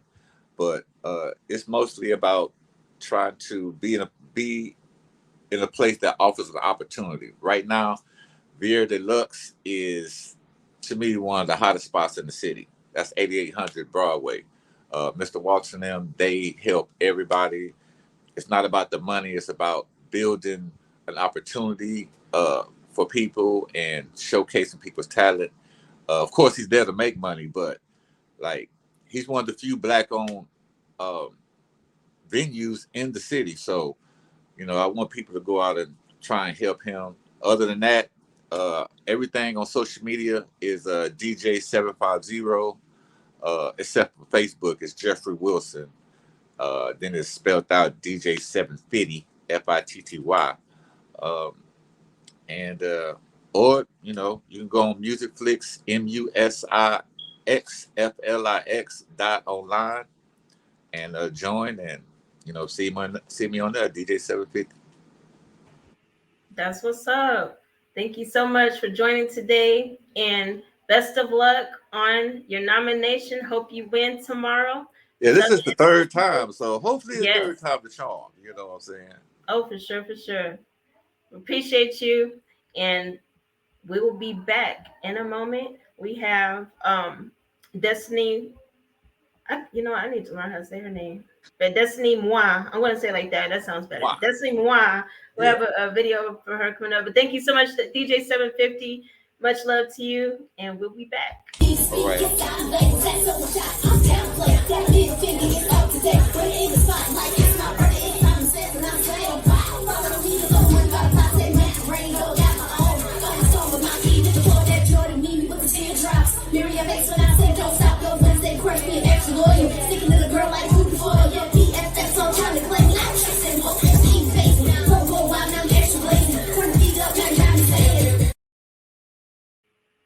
That was a video by DestinyMuah. She is nominated this year for 2023. She's nominated for Internet Streaming Artist of the Year. Shout out to her. Next up, we have, man, it's been a pleasure with all the nominees, speaking with them today, by the way. We have another special guest that I would like to introduce. His name is The Dark Knight. TDK goes by TDK. Welcome to the show. What's going on? How you doing? Living, you know what I mean? Living and trying to stay busy. I think that's gonna be the best way to say anything. You know what I mean? For sure. It's always a blessing to wake up in the morning every day. That's what I'm talking about. Amen. Look, yes, ain't that the truth? Yes. Ain't that the truth. How are you doing? Oh, I'm pretty good. I'm doing great. Thank you so much for asking. So Always. You are nominated for the Internet Streaming DJ of the Year. Let me make sure I get the right term. Let me make sure I have the right term because they're okay. Internet streaming. Yeah, I said it right. Internet Streaming DJ of the Year. That's what's up. So congratulations on your nomination. Thank you very much. It still comes as a surprise. Yes and no. I've been nominated by the SCAs a good 4 or 5 years running, and it's always been for different categories. And my mentality has always been, look, you just work until something happens. And since something has been happening, I'm like, all right, cool. I'm on the right track. But I'm mainly just looking for more nominations in the future and just to see how I can improve myself as a DJ and as an individual that just likes to entertain people. Oh, for sure. I feel you on that. And we want to start off with, the show's called Rema Black. Can you remind everybody of what city where Black you repping? Look, Brooklyn born, Texas raised. San Antonio is what molded and shaped me, you know what I mean? But I still haven't lost HomeBase. You like that plug? From Brooklyn, that's home. But San Antonio is the good old spot that I like being at. Oh yeah, for sure. I didn't realize you're from Brooklyn. Okay. Yeah. I knew you were from somewhere up north because your accent, but I didn't realize it was from Brooklyn. Okay. So how long have you been in the San Antonio area? We ain't gonna speak on that. Okay. Okay, long enough. We'll just say Long enough. Right. Okay. And what inspired you to actually start DJing? Like, can you tell us again? To be brutally honest, my entire family is in the arts, whether it's singing, actual artists, and painting, poetry, the whole gamut. And so I want to say, when I was 10, 12, just being young and dumb, I was listening to the radio, happened to hear DJ AK on the radio, and I was like, man, that just sounds cool. I want to be able to do that. And the rest is kind of history, you know what I mean? I was able to kind of, I had to put that on the back burner because of everything that I had going on education-wise. I was heavily involved in that, and I had a lot of extracurriculars going on. And it wasn't until college that I was able to really pick it up and really start crafting my actual DJ career. And now I'm 21 years in. Wow, congratulations. And so in college, when you did you actually DJ like college parties as well? Yes. Shout out to Tess House, because she's the one that actually like gave me like my first college party. Nice. I did a few of those, and then I started doing like holding my own kind of parties like there at the dorm. I was at St. Mary's, and so it was like I could do a whole lot, I guess you can say. Yeah, they're strict, aren't they? I heard they're strict out there, like super strict.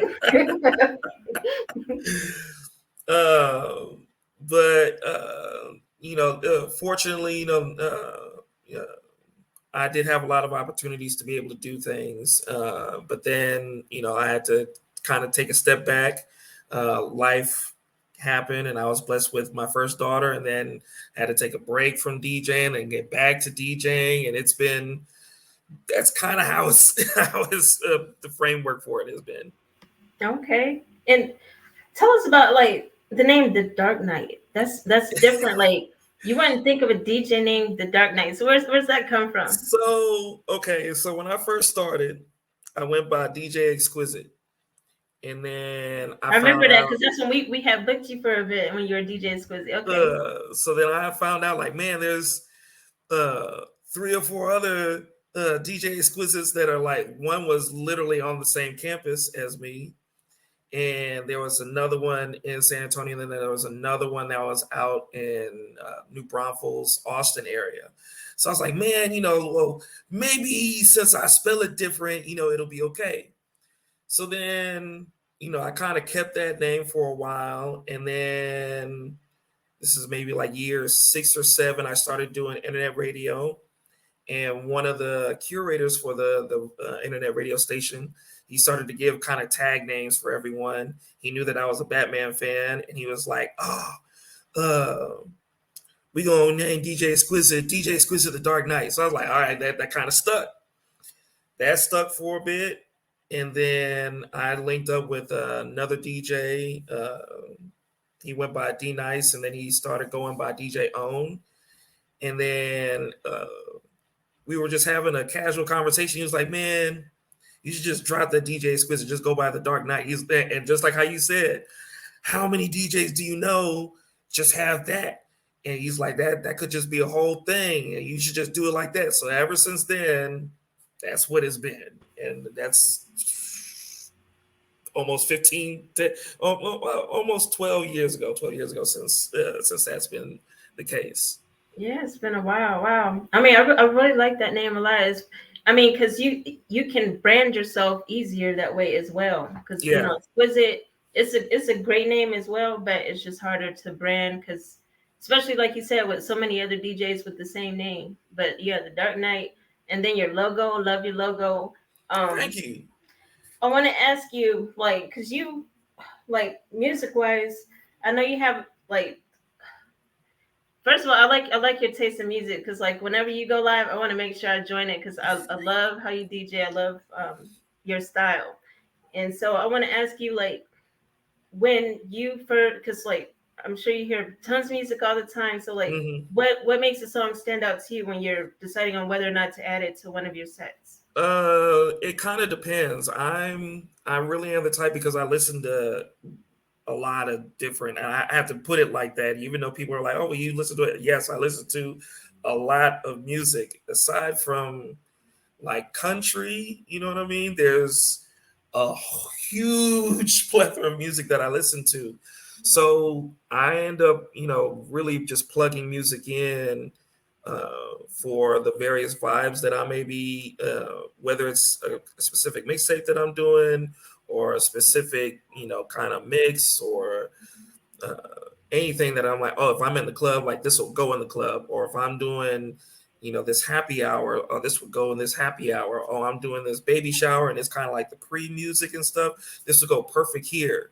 That's kind of how my mind works. And so one of the things, that I tell artists now, I'm like, you don't just focus more on creating the art. There's always going to be someone that's like me, or like some of the previous guests like Sherril or D Major. There's always going to be somebody that's going to hear it and they're going to advocate for it. So it's like the more that you, perfect the process of creating music and creating good music that you feel is like that you poured your heart and soul into, and you're like, yo, this is good. Not what your camp and the yes men around you and stuff has been like, yo, that's good. What you genuinely know, like, yo, okay, I've created something special. Push that out and give it to people that enjoy at the base level what music is, and it's something that you're supposed to feel in your soul in general. Yeah, I think that's really important, to make sure you actually vibe in with what you're playing. And like, I mean, if there is a song that you're not vibing to that an artist submits to you, then do you just generally scrap it, or do you like pass it on to a DJ that you think might like it? Because of the evolution of things now, 10, 15 years ago, there used to be, or I'd say 10, 15 years ago, that was kind of the end of it. But further than that, there used to be, A&Rs would be like, yo, we have this record that we're in the process of making and stuff. Here's a rough draft. What do you guys think? And during that rough draft would be the time where we could give the feedback and be like, yo, you need to fix this. This needs to be tweaked. Maybe you should go about it this way, et cetera, et cetera. And those notes would be considered, and then they'd go back and they'd work on it. Now, it's, gift and a curse because of the reach of social media, and, you can touch 7 billion people and stuff. Now it's a thing of that feedback isn't taken the same. It's like, oh, well, you must be hating it, so I'm just going to ignore you, and I'm just going to go somewhere else to where someone's going to be like, yo, I like that. And there are those people that don't have the same kind of taste and stuff where that's accepted. It is what it is. Before I was very, very critical. A lot of my peers would make fun of me and call me a hater, but I'm like, no, I just want for everyone to succeed. And the things that I see is that if you're not critical on things, that you just hinder someone from succeeding. Everyone's been critical of me. I'm super critical of myself. So it's only right.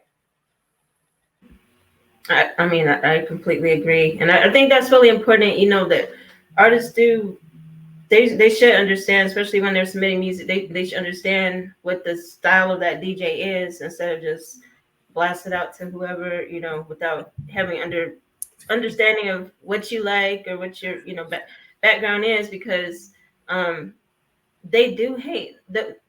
I've seen it. They'll be like, I submit this song to this DJ, they didn't even play it, da da da da. Especially at the club, because I know you guys are busy at the club. You already have your set made already. So I know, like, do you play, like, if they come to you with a song when you're out there, do you tend to play it, or is it like you just reject it automatically? I've reached a point in my DJ career where I'm I'm legit like, yo, there's a much better, more professional, and just an all around abundantly more positive way to get me to play your music as opposed to come in to my job, quote unquote, and then bothering me and be like, yo, I got this new hotness, et cetera, et cetera, et cetera. Can you play it?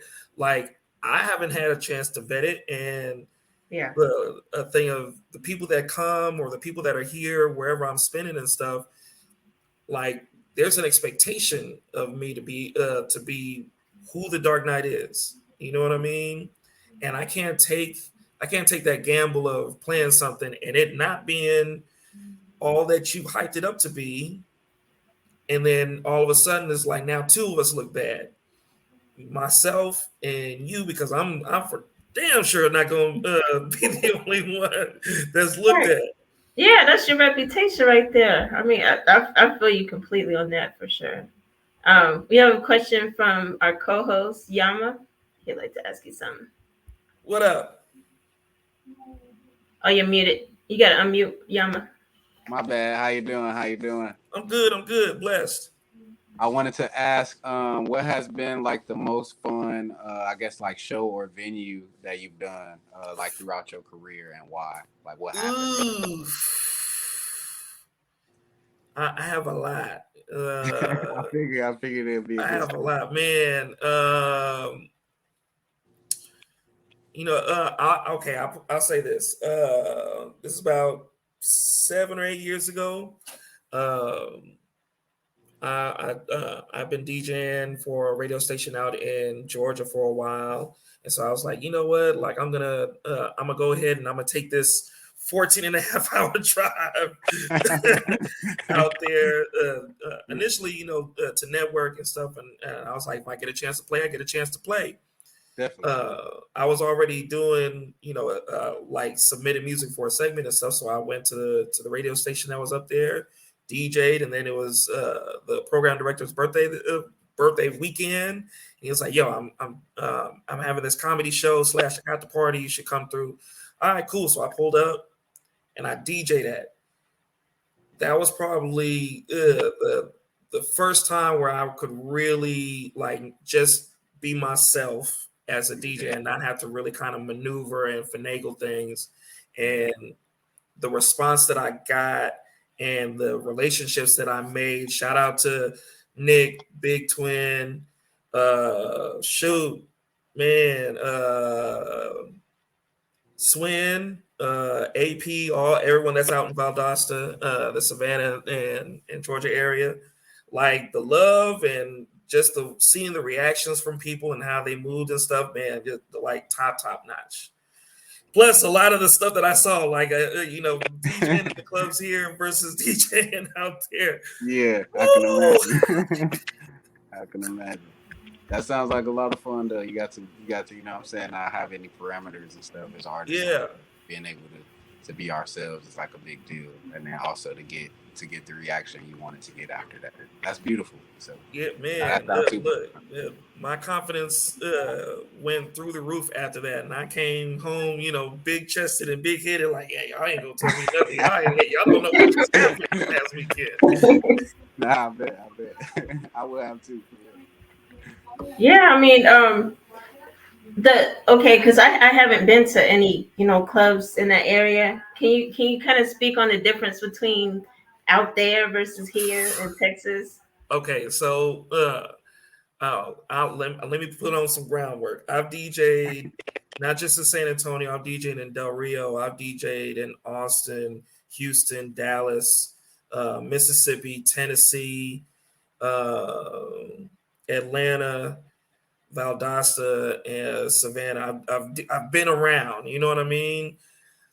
The biggest difference between San Antonio and a lot of other places is the amount of money that circulates in general and how frivolous people just are willing to spend the money. And that's one. The next part is there's always this weird stigma here in San Antonio that you can't dance or party and stuff like that because we're in San Antonio. Over there, it's never mattered. It's like, we don't care. We're here to party. We're here to turn up. We're here to do. So my first experience, the first night that I like, and I'm not DJing yet, I'm just going in, and I just happen to see like, oh snap, there's people on the dance floor with 2 Hennessy bottles in each hand, and they're just, you want a shot? You okay? Yeah, everybody's got. I'm like, I'll take one. For real. And literally, I'm like, I see that, and another 2 feet beside me is another people with their own bottles, and I'm like, holy shit! Like, I knew people party, you know what I mean? Because I like partying, but I was like, I'm in the wrong city. Like, golly, and just seeing it was never a thing of trying to downplay the person next to you. It was really about, yo, we're all here to have a good time, and if you're having a good time, I'm gonna have a good time. Oh man, you're dancing, shoot, I'm dancing too. Oh snap, you doing this bust a move, I'm gonna bust a move with you. That has been probably the biggest thing that I'm like, yo, it's gotten to the point where I tell people, I'm like, unless you're trying to turn up and you want to party and stuff like, just don't come to when I'm DJing, because I'm like, I'm trying to get to a certain level, and I play like I'm trying to get to that certain level. And if you're not wanting to come on to the train, if you want to sit and, you know, smoke your hookah and just chill and stuff, nothing against you. Like, cool. I'm not the DJ that you want to be at, because I'm going to look at you like, what are you doing? I'm playing some twerk music, and you're supposed to be on the dance floor. Like, what are you doing sitting down? That's kind of how I've evolved now. Yeah. I mean, I will say, having listened to, you know, quite a bit of your sets, that I would be that way too, because you play the music to get the people up. I mean, it's so hard to just sit down. So I'm like, but at the same time, you know, people, they do go, you know, they go out for different reasons as well. Yeah. But you know, being nominated as Internet Streaming DJ of the Year, can you tell us what different platforms you have DJ'd on? So, this past year, I've been on AudioMac, I've been on YouTube, I've been on Twitch. I kind of stopped and shied away from Facebook Live and Instagram Live, mainly because of their licensing issues and stuff, and there's a lot of things that they still have to resolve, which I hope that they do soon. Which is one of the reasons why I've kind of jumped ship. But I really do find myself very comfortable on Twitch and YouTube, probably the most. I really am able to showcase that, we can party and stuff like that if I'm in club mode, but just overall, I'm just a dope DJ. I just like music, and I like being able to showcase that. It's like, yo, you can have a good time listening to all these different types of music that's here, because your parents did it, your grandparents did it, their grandparents did it. And it's like, trust me, like, you will like some music that gets thrown your way, even if you don't necessarily like listen to alternative or pop music, or I can't even say Afrobeats because everybody listens to Afrobeats now. Right. But Haitian music or Spanish music, whatever those cases may be. Okay, and out of all of the different styles or genres of music that you've named, what is your favorite to actually play? Okay, man.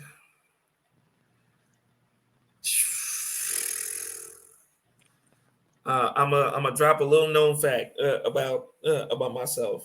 When I first started DJing, I started off as an R&B DJ, R&B and neo soul. That was kind of like the lane that I was in first before, as some of my friends would call it, before I turned into King Ratchet. That was I was saved, and I was listening to Music Soul Child and Dwele all the time. But now, I would say I still say R&B, but I'd have to add in some house on that part. You can catch me kind of listening to one of those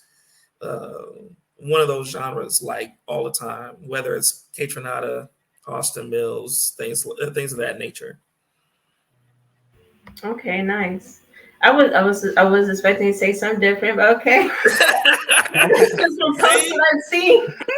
But no, that's you took the mellow answer. Okay. Yeah, Nice. look, when I'm in the club, that is a very, very different Yeah. beast. Yeah. I'm like,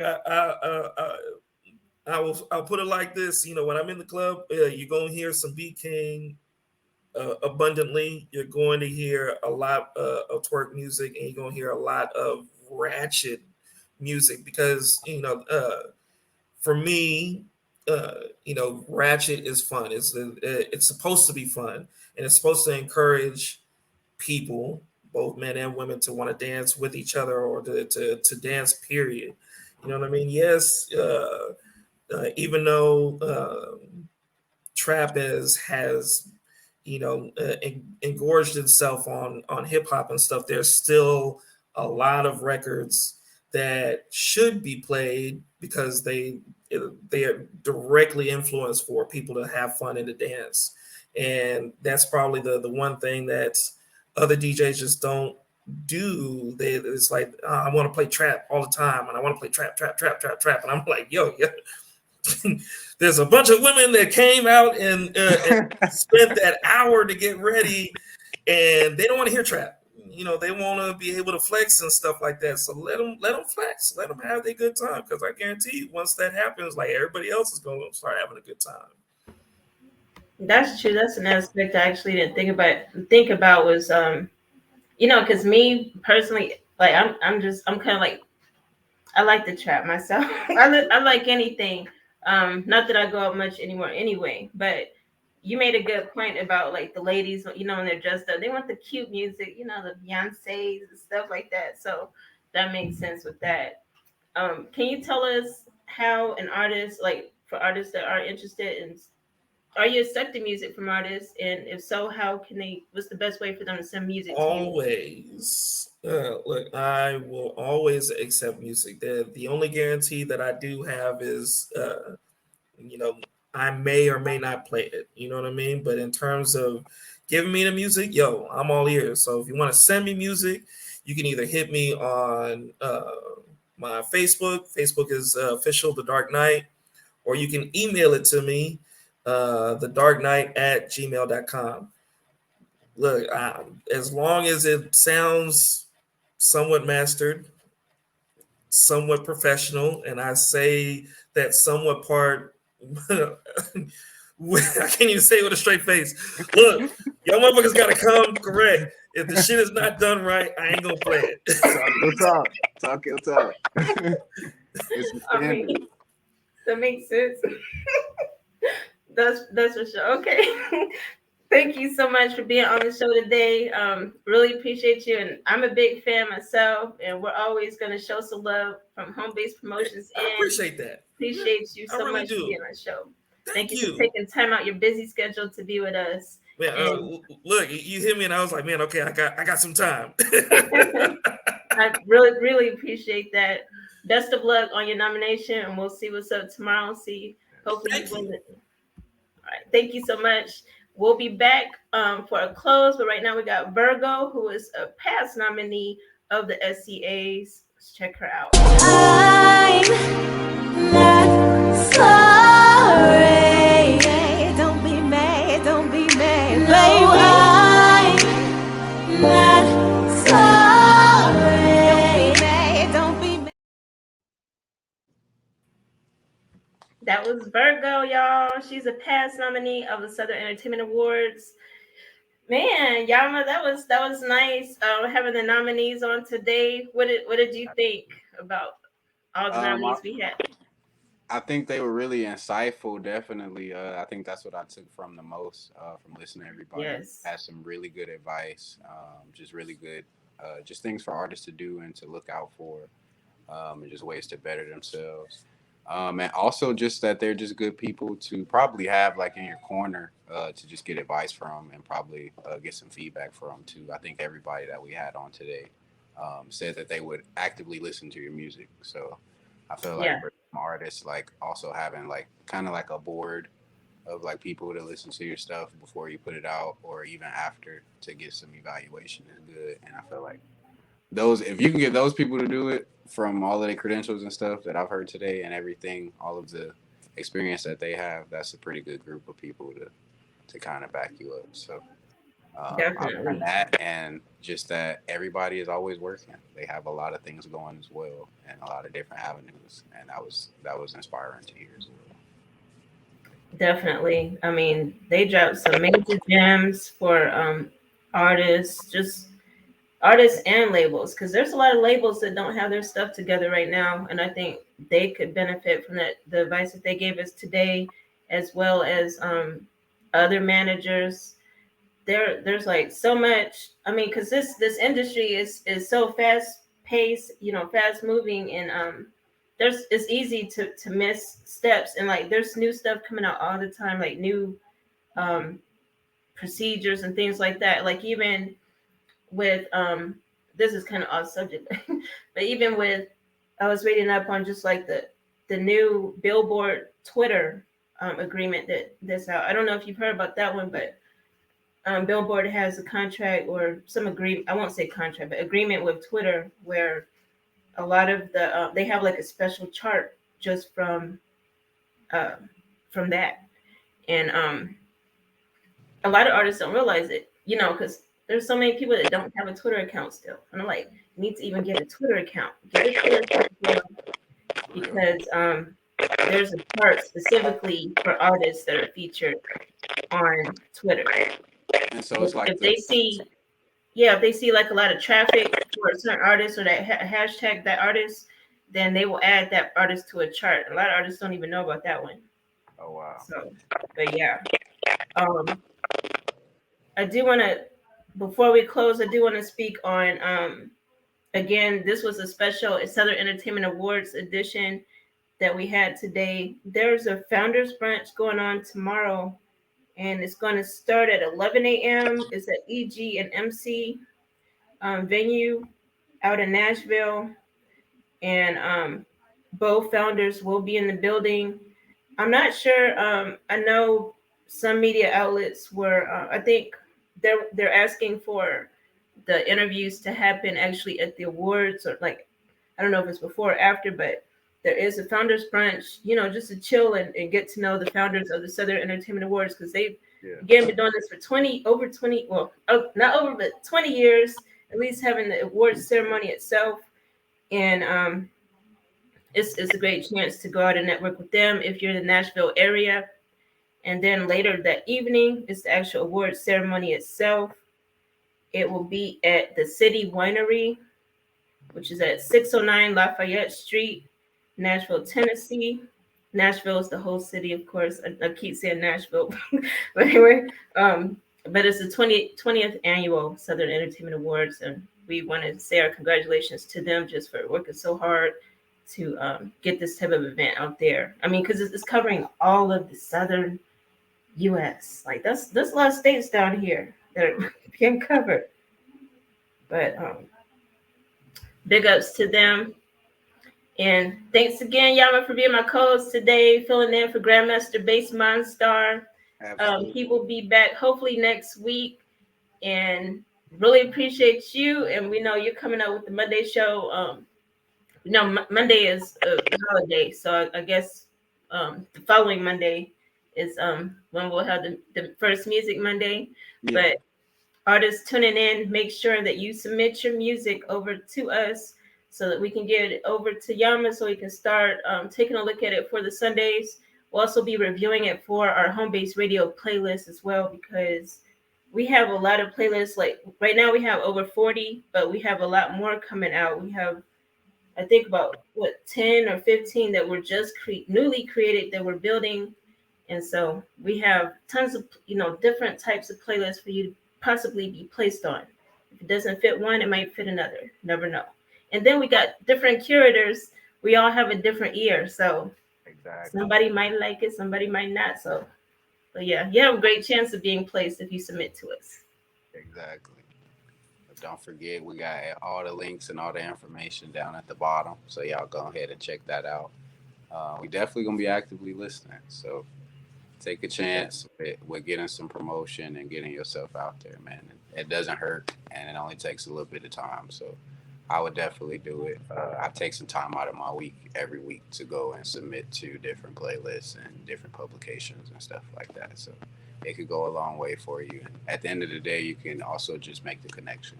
As you can see, we got a lot of people on here that come and meet and talk with us, as well as we host shows. So you have a lot of different opportunities.